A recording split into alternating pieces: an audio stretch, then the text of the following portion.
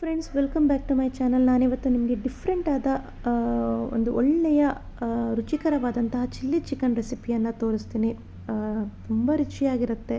ನನ್ನ ವಿಡಿಯೋನ ಕೊನೆವರೆಗೂ ನೋಡಿ, ಸ್ಕಿಪ್ ಮಾಡಬೇಡಿ. ಒಂದು ಬಾಣಲಿಗೆ ನಾನಿಲ್ಲೊಂದು 3/4 kg ಚಿಕನ್ನ ತೊಳೆದಿಟ್ಕೊಂಡಿದ್ದಂತಹ ಚಿಕನನ್ನು ಹಾಕ್ಕೊಳ್ತಾ ಇದ್ದೀನಿ. ನಂತರ ರುಚಿಗೆ ತಕ್ಕಷ್ಟು ಉಪ್ಪನ್ನು ಹಾಕ್ಕೊಂಡು ಒಂದು ಅರ್ಧ ಸ್ಪೂನಷ್ಟು ಅರಿಶಿನದ ಪುಡಿಯನ್ನು ಹಾಕ್ಕೊಂಡು ಮಿಕ್ಸ್ ಮಾಡಿಕೊಂಡು ನಾವು ಚಿಕನನ್ನು ಬೇಯೋದಕ್ಕೆ ಬಿಡಬೇಕು. ಚಿಕನ್ ಬೇಯೋಷ್ಟರಲ್ಲಿ ನಾನು ಒಂದು ಜಾರಿಗೆ ಹಸಿಮೆಣಸಿನ್ಕಾಯಿನ ಹಾಕ್ಕೊಳ್ತಾ ಇದ್ದೀನಿ. ಅಂದರೆ 12ರಿಂದ ಒಂದು 15ರಷ್ಟು ಹಸಿಮೆಣಸಿನ್ಕಾಯಿನ ಹಾಕ್ಕೊಂಡು ನೀರನ್ನು ಹಾಕ್ಕೊಂಡು ಗ್ರೀನ್ ಚಿಲ್ಲಿ ಪೇಸ್ಟನ್ನು ಮಾಡ್ಕೊಂಡಿದ್ದೀನಿ. ಸೈಡಲ್ಲಿ ಇಟ್ಕೊಳ್ಳೋಣ.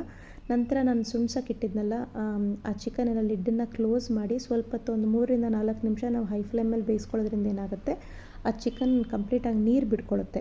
ಈ ರೀತಿ ನೀರು ಬಿಟ್ಕೊಂಡ್ಮೇಲೆ ನಾವು ಚಿಕನನ್ನು ಕಂಪ್ಲೀಟಾಗಿ ಬೇಯೋದಕ್ಕೆ ಬಿಡಬೇಕು. ಅಂದರೆ ನೀರು ಕಂಪ್ಲೀಟಾಗಿ ಸುಂಡಬೇಕು, ಅಂದರೆ ಡ್ರೈ ಆಗಬೇಕು. ಅಲ್ಲಿವರೆಗೂ ನಾವು ಚಿಕನನ್ನು ಕಂಪ್ಲೀಟಾಗಿ ಬೇಯಿಸ್ಕೋಬೇಕು. ಈಗ ಆಲ್ಮೋಸ್ಟ್ ಚಿಕನ್ ಡ್ರೈ ಆಗಿದೆ ಮತ್ತು ಬೆಂದಿದೆ ಕೂಡ. ಈಗ ಇನ್ನೊಂದು ಬಾಣಲಿಗೆ ನಾನಿಲ್ಲಿ ಎಣ್ಣೆಯನ್ನು ಹಾಕ್ಕೊಳ್ತಾ ಇದ್ದೀನಿ. ಎಣ್ಣೆ ಕಾದ ನಂತರ ನಾನೊಂದು ದಪ್ಪನೆಯ ಈರುಳ್ಳಿಯನ್ನು ಕಟ್ ಮಾಡಿ ಇಟ್ಕೊಂಡಿದ್ದಂತಹ ಈರುಳ್ಳಿಯನ್ನು ಹಾಕ್ಕೊಂಡು ಈರುಳ್ಳಿನ ಚೆನ್ನಾಗಿ ನಾನು ಎಣ್ಣೆಯಲ್ಲಿ ಫ್ರೈ ಮಾಡ್ಕೊಳ್ತಾ ಇದ್ದೀನಿ. ಈರುಳ್ಳಿ ಸಾಫ್ಟಾಗಬೇಕು ಮತ್ತು ಕೆಂಪಗಾಗಬೇಕು, ಅಷ್ಟು ಮಟ್ಟಿಗೆ ನಾವು ಈರುಳ್ಳಿಯನ್ನು ಫ್ರೈ ಮಾಡ್ಕೋಬೇಕು. ಈಗ ಆಲ್ಮೋಸ್ಟ್ ಈರುಳ್ಳಿ ಚೆನ್ನಾಗಿ ಫ್ರೈ ಆಗಿದೆ. ಈಗ ಸುಣ್ಸಿಟ್ಕೊಂಡಿದ್ನಲ್ಲ, ಆ ಚಿಕನನ್ನು ನಾನಿಲ್ಲಿ ಹಾಕ್ಕೊಳ್ತಾ ಇದ್ದೀನಿ. ಅಂದರೆ ಅರಿಶಿನದ ಪುಡಿ ಮತ್ತು ಅರಳುಪ್ಪನ್ನು ಹಾಕಿ ಸುಣ್ಸಿಟ್ಕೊಂಡಿದ್ದಂತಹ ಚಿಕನನ್ನು ನಾನಿಲ್ಲಿ ಹಾಕ್ಕೊಳ್ತಾ ಇದ್ದೀನಿ. ಈ ರೀತಿ ಹಾಕ್ಕೊಂಡು ನಾವು ಮಿಕ್ಸ್ ಮಾಡ್ಕೋಬೇಕು. ಈರುಳ್ಳಿಗೆ ಮಿಕ್ಸ್ ಮಾಡ್ಕೋಬೇಕು. ತುಂಬ ಹೊತ್ತಿನ ಚಿಕನನ್ನು ಬೇಯಿಸೋದಕ್ಕೆ ಹೋಗಬೇಡಿ, ಯಾಕಂದರೆ ಆಲ್ಮೋಸ್ಟ್ ನಾವು ಆಗಲೇ ಚಿಕನನ್ನು ಬೇಯಿಸಿ ಇಟ್ಕೊಂಡಿದ್ದೀವಿ.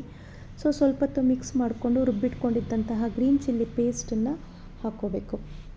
ನೆನಪಿರಲಿ ಸ್ನೇಹಿತರೆ, ಸಾಮಾನ್ಯವಾಗಿ ಹಸಿಮೆಣಸಿಕಾಯಿ ಕೆಲವು ಖಾರ ಇರೋದಿಲ್ಲ. ಸೊ ನೀವು ಖಾರ ನೋಡಿಕೊಂಡು ಆ ಅನುಸಾರವಾಗಿ ನೀವು ಹಸಿಮೆಣಸಿಕಾಯಿ ಪೇಸ್ಟನ್ನು ಮಾಡ್ಕೋಬೇಕಾಗತ್ತೆ. ಸೊ ಹಸಿಮೆಣಸಿಕಾಯಿ ಪೇಸ್ಟನ್ನ ಹಾಕ್ಕೊಂಡ್ಮೇಲೆ ಸ್ವಲ್ಪ ಹೊತ್ತು ಫ್ರೈ ಮಾಡ್ಕೊಳ್ಳಿ, ಯಾಕಂದರೆ ಆ ಹಸಿ ಸ್ಮೆಲ್ ಹೋಗಬೇಕು. ಸ್ವಲ್ಪ ಪ್ರಮಾಣದಲ್ಲಿ ನೀವು ಫ್ರೈ ಮಾಡಿಕೊಂಡು ಆ ಬಾಣಲಿ ತಳ ಹಿಡಿಬಾರ್ದು. ಆದ್ದರಿಂದ ಸ್ವಲ್ಪ ಪ್ರಮಾಣದಲ್ಲಿ ನಾವು ನೀರನ್ನು ಹಾಕ್ಕೋಬೇಕು. ಅದರಿಂದ ಆ ಜಾರಿಗೆ ನಾನು ನೀರನ್ನು ಹಾಕ್ಕೊಂಡು ಆ ಜಾರಿಂದ ಆ ಸುಣ್ಸಿಟ್ವಲ್ಲ ಚಿಕನ್, ಆ ಬಾಣಲಿಗೆ ಸ್ವಲ್ಪ ನೀರನ್ನು ಹಾಕ್ಕೊಂಡು ಅಲ್ಲಿಂದ ನಾನು ಆ ಬಾಣಲಿಯಿಂದ ಚಿಕನ್ನಿಗೆ ಮಿಕ್ಸ್ ಮಾಡ್ಕೊಳ್ತಾ ಇದ್ದೀನಿ. ನಂತರ ನೋಡಿ 1.5 ಸ್ಪೂನಷ್ಟು ಧನಿಯಾ ಪೌಡರ್ನ ಹಾಕ್ಕೊಳ್ತಾ ಇದ್ದೀನಿ. 1.5 ಸ್ಪೂನಷ್ಟು ಧನಿಯಾ ಪೌಡರ್ನ ಹಾಕ್ಕೊಂಡ್ಮೇಲೆ ನಾವು ಚಿಕನನ್ನು ಚೆನ್ನಾಗಿ ಮಿಕ್ಸ್ ಮಾಡಿಕೊಂಡು ಸ್ವಲ್ಪ ಹೊತ್ತು ಫ್ರೈ ಮಾಡ್ಕೋಬೇಕು. ತುಂಬ ಹೊತ್ತೇನು ಫ್ರೈ ಮಾಡ್ಕೊಳ್ಳೋದಕ್ಕೆ ಹೋಗಬೇಡಿ. ಸ್ವಲ್ಪ ಹೊತ್ತು ನಾವು ಮಿಕ್ಸ್ ಮಾಡಿಕೊಂಡು ಚಿಕನನ್ನು ಫ್ರೈ ಮಾಡ್ಕೊಂಡ ನಂತರ ನಾನಿಲ್ಲಿ ಸೊಪ್ಪನ್ನು ಹಾಕ್ತಾಯಿದ್ದೀನಿ. ಅಂದರೆ ನಾನು 2 ಸೊಪ್ಪನ್ನು ಉಪಯೋಗಿಸ್ತಾ ಇದ್ದೀನಿ, ಪುದೀನ ಸೊಪ್ಪು ಮತ್ತು ಕೊತ್ತಂಬರಿ ಸೊಪ್ಪು. ಸೊಪ್ಪನ್ನು ಸ್ವಲ್ಪ ಹೆಚ್ಚಾಗಿ ಹಾಕ್ಕೊಳ್ಳಿ. ಈ ರೆಸಿಪಿಗೆ ಪುದೀನ ಸೊಪ್ಪು ಸ್ವಲ್ಪ ಜಾಸ್ತಿ ಪ್ರಮಾಣದಲ್ಲೇ ಹಾಕ್ಕೋಬೇಕು. ನಂತರ ಕೊತ್ತಂಬರಿ ಸೊಪ್ಪು ಪುದೀನ ಸೊಪ್ಪಿಗಿಂತ ಸ್ವಲ್ಪ ಜಾಸ್ತಿ ಪ್ರಮಾಣದಲ್ಲೇ ಕೊತ್ತಂಬರಿ ಸೊಪ್ಪನ್ನು ಹಾಕ್ಕೊಂಡು ಚೆನ್ನಾಗಿ ನೀವು ಚಿಕನಿಗೆ ಮಿಕ್ಸ್ ಮಾಡ್ಕೋಬೇಕು. ಆ ಸೊಪ್ಪು ಸ್ವಲ್ಪ ಸಾಫ್ಟ್ ಆಗಬೇಕು, ಅಲ್ಲಿವರೆಗೂ ನೀವು ಬೇಯಿಸ್ಕೊಂಡು ನಂತರ 1 ಕಪ್ಪಷ್ಟು ನಾನಿಲ್ಲಿ ಮೊಸರನ್ನು ಹಾಕ್ಕೊಳ್ತಾ ಇದ್ದೀನಿ. ಈ ರೆಸಿಪಿಗೆ ಮೇನ್ ಇಂಗ್ರೀಡಿಯೆಂಟ್ ಬಂದು ಮೊಸರು. ಮೊಸರನ್ನೇ ತುಂಬ ರುಚಿಯಾಗಿ ಕೊಡೋದು. ಆದ್ದರಿಂದ ಸ್ವಲ್ಪ ಪ್ರಮಾಣದಲ್ಲಿ ಜಾಸ್ತಿನೇ ನೀವು ಮೊಸರನ್ನು ಹಾಕ್ಕೊಳ್ಳಿ. ಈ ರೀತಿ ಮೊಸರನ್ನು ಹಾಕ್ಕೊಂಡು ನೀವು ಚೆನ್ನಾಗಿ ಚಿಕನನ್ನು ಮಿಕ್ಸ್ ಮಾಡ್ಕೊಂಡು ಬೇಯೋದಕ್ಕೆ ಬಿಡಬೇಕು. ಸೊ ನಾವು ಸಾಮಾನ್ಯವಾಗಿ ಉಪ್ಪು ಮತ್ತು ಅರಿಶಿನದ ಪುಡಿ ಹಾಕಿ ಚಿಕನ್ನ ಸುಣ್ಸ್ಕೊಂಡಾಗ ಸ್ವಲ್ಪ ಹಾರ್ಡ್ನೆಸ್ ಇರುತ್ತೆ. ಸೊ ಈ ರೀತಿ ನಾವು ಮೊಸರು ಹಾಕಿ ನಾವು ಸ್ವಲ್ಪ ಚೆನ್ನಾಗಿ ಬೇಯೋದಕ್ಕೆ ಬಿಟ್ಟಾಗ ಏನಾಗುತ್ತೆ, ಆ ಮಸಾಲೆ ಕೂಡ ಚೆನ್ನಾಗಿ ಚಿಕನ್ ಹೀರ್ಕೊಳ್ಳುತ್ತೆ. ನಂತರ ಆ ಚಿಕನ್ ಸಾಫ್ಟ್ ಆಗ್ತಾ ಬರುತ್ತೆ. ಅಲ್ಲಿವರೆಗೂ ನಾವು ಬೇಯೋದಕ್ಕೆ ಬಿಡಬೇಕು. ನಂತರ ನಾನು ಸ್ಲೈಸ್ ಮಾಡಿ ಇಟ್ಕೊಂಡಿದ್ದಂತಹ ಹಸಿಮೆಣಸಿನ್ಕಾಯಿನ ಹಾಕ್ಕೊಳ್ತಾ ಇದ್ದೀನಿ. ಹಸಿಮೆಣಸಿನ್ಕಾಯಿನ ಹಾಕ್ಕೊಂಡು ಸ್ವಲ್ಪ ಹೊತ್ತು ಫ್ರೈ ಮಾಡಿ. ನೋಡಿ, ಈ ರೀತಿ ಚಿಕನ್ ಚೆನ್ನಾಗಿ ಬೇಯಿಸ್ಕೋಬೇಕು. ಅಂದರೆ ಆ ಗ್ರೇವಿ ಥಿಕ್ನೆಸ್ ಬರಬೇಕು.